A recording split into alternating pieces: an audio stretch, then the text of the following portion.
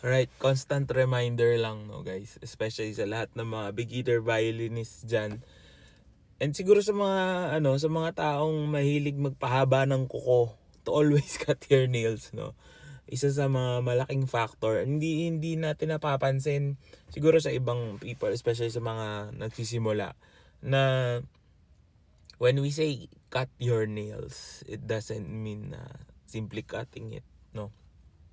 Kailangan talaga pudpod. So, I'll show you mine. Ayan, pangit lang.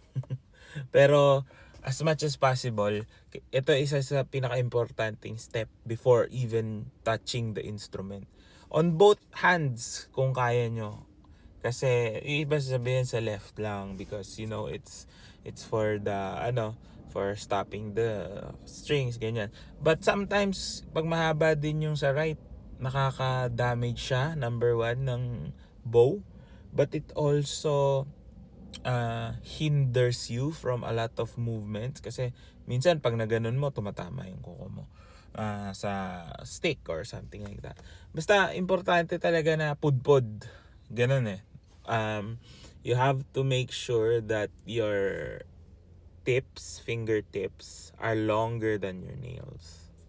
Kasi pag maiksi siya, lalo na sa left hand, 'di ba?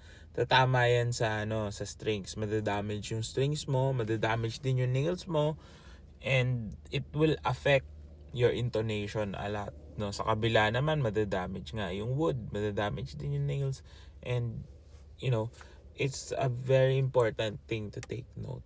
So, kung papasok ka pa lang dito at mahilig ka magpahaba ng nails, hindi mo kayang isakripisyo yan, no? I have students na parang hirap na hirap maggupit ng kuko. Hindi naman sa tinatamad sila, pero parang they find a necessity for it. Kasi I know a lot of people, yung mga nagi-guitar, 'di ba? Classical guitar, usually kailangan nila i-maintain yung length ng nails nila. So I remember classmates ko before who were playing guitar. Pag magpa-piano naman din sila, sa piano ganun din kailangan din talaga i-cut yung nails no.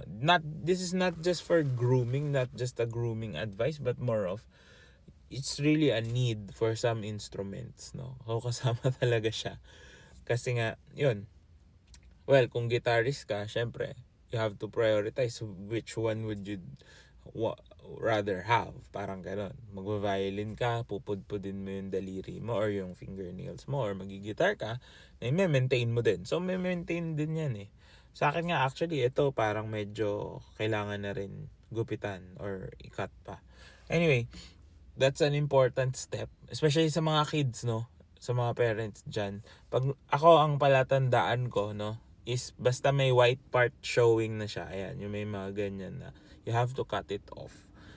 And because, yun nga, pag humaba siya ng sobra, makaka-apekto siya sa playing nyo. So, always check your nails kung mahaba na. Lagi magbaon ng nail cutter, nail file, or whatever to keep your nails in tip-top shape para pag nag-play tayo, wala masyado maging problema. So, good luck sa inyo.